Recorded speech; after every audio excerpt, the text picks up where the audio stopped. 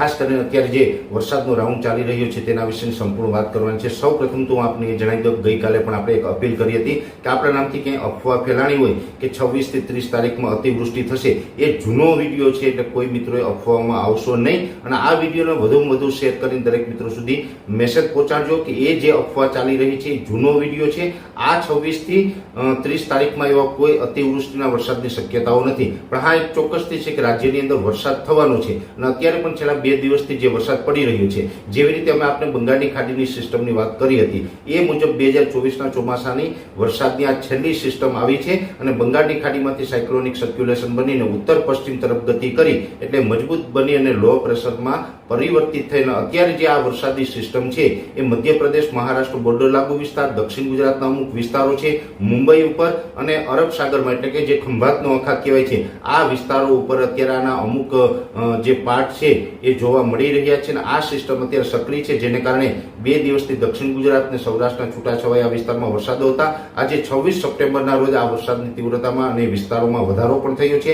દક્ષિણ ગુજરાતમાં પણ વરસાદ પડ્યા, ઉત્તર ગુજરાતમાં પણ ગઈ રાતથી વરસાદો જોવા મળી રહ્યા છે અને સૌરાષ્ટ્રમાં પણ આજે અનેક વિસ્તારોની અંદર સારા એવા વરસાદ નોંધાયા। આજે સૌરાષ્ટ્રની અંદર પ્રોપર જૂનાગઢમાં પણ અમારે સારો એવો વરસાદ છે જોવા મળ્યો છે। આ સિસ્ટમ છે આપણે 29-30 તારીખ સુધી સક્રિય રહેવાની છે અને આ સિસ્ટમ જેવી રીતે અમે 2-3 દિવસથી આપણે જણાવી રહ્યા છીએ એમ કે સૌથી વધારે તીવ્રતા છે એ દક્ષિણ ગુજરાતમાં જોવા મળશે। જો કે વધારે તીવ્રતા જોવા મળશે તો પણ કોઈ અતિવૃષ્ટિની ચિંતા કરવાની જરૂર નથી। આમાં સિંગલ ડિજિટની અંદર વરસાદ હશે, એટલે કે 5-7 ઇંચ 8 ઇંચ ત્યાં સુધીના વરસાદો છે એ વધારેમાં વધારે પડી શકે છે। જે 9 ઇંચ કરતાં વધારે જે વરસાદો પડે 10 ઇંચ 12 ઇંચ જેને આપણે ડબલ ડિજિટમાં કહેતા હોય છે એવા ડબલ ડિજિટમાં વરસાદ પડવાની કોઈ શક્યતાઓ આ સેશન દરમિયાન છે નહીં। એટલે આ વરસાદો છે એ આપણે દક્ષિણ ગુજરાતની અંદર 5-7 ઇંચ કે 8 ઇંચ સુધીના નોંધાય તેવી શક્યતાઓ છે। સૌરાષ્ટ્રની અંદર પણ જોવા જઈએ તો બોટાદ, ભાવનગર હોય, અમરેલી, ગીર સોમનાથ હોય કે જુનાગઢ જેવા વિસ્તારો છે તેમાં પણ એકંદરે આની તીવ્રતા સારી રહેશે અને તેમાં પણ 3 થી 5 ઇંચ કે 5 ઇંચ કરતાં વધારે વરસાદ નોંધાય તેવી શક્યતાઓ છે। પશ્ચિમ સૌરાષ્ટ્ર હોય કે રાજકોટ હોય, પશ્ચિમ સૌરાષ્ટ્રની અંદર દ્વારકા, જામનગર, પોરબંદર હોય અથવા તો જે આપણે રાજકોટના વિસ્તારો છે આમાં છૂટાછવાયા હળવા મધ્યમ વરસાદો પડશે, ત્યાં તીવ્રતા ઓછી રહેશે। સુરેન્દ્રનગર, મોરબીમાં પણ એકંદરે સામાન્યથી મધ્યમ વરસાદ, કચ્છની અંદર પૂર્વ ભાગોની અંદર વરસાદની શક્યતાઓ છે કે 1 ઇંચ આસપાસ વરસાદ કદાચ પડે, બાકી પશ્ચિમ જે કચ્છના ભાગો છે ત્યાં છૂટાછવાયા ઝાપટાઓ પડશે। એવી જ રીતે જોવા જઈએ તો ઉત્તર ગુજરાતમાં પણ સાબરકાંઠામાં એકંદર થોડુંક સારું રહે, બાકી બનાસકાંઠામાં હળવા મધ્યમ વરસાદો જોવા મળશે। પાટણ, મહેસાણાની અંદર પણ છૂટાછવાયા અને મધ્યમ વરસાદો જોવા મળશે, ત્યાં કોઈ વધારે તીવ્રતા નહીં હોય।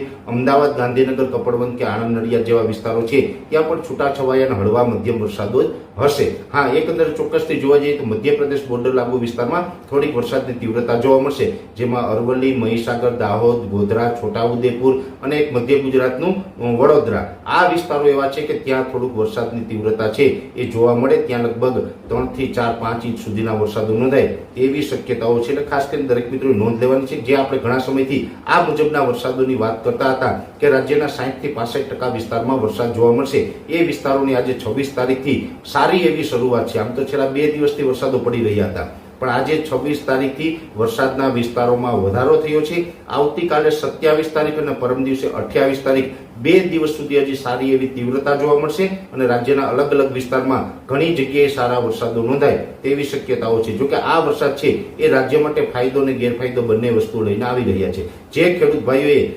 સોયાબીન હોય કે મગફળી હોય કે અન્ય પાકોનું હાર્વેસ્ટિંગ કર્યું હશે, ખેડૂત ભાઈઓને થોડુંક નુકસાન પણ થઈ શકે છે અને જે ખેડૂત ભાઈઓને મગફળી ઊભી છે, કપાસ ઊભા છે એની અંદર એક પિયત મળી જાય, પાણી મળી જાય, આ ટાઈપનો એક ફાયદો પણ કરાવી શકે છે।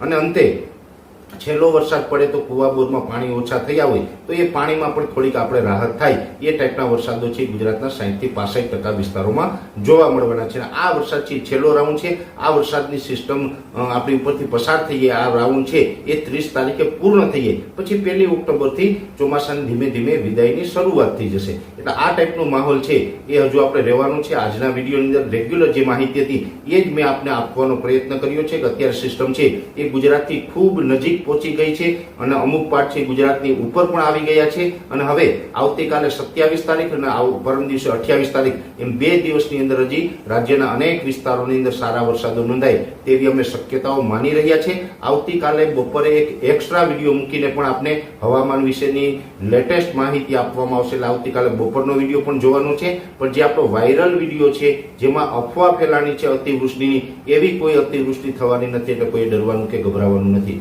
વિશેષ માહિતી આવતીકાલના બપોરના વિડીયોની અંદર આપવામાં આવશે. અત્યારે આ વિડીયોની અંદર એટલું જ. અંતમાં દરેક મિત્રોને વિનંતી રહેશે કે વિડીયો લાઈક આપીને દરેક ગ્રુપમાં શેર કરવો અને જે મિત્રો આપણી ચેનલને સબસ્ક્રાઇબ ન કરેલી હોય એ મિત્રો ચેનલને સબસ્ક્રાઇબ કરવી. હાલ જ આપશું. ધન્યવાદ.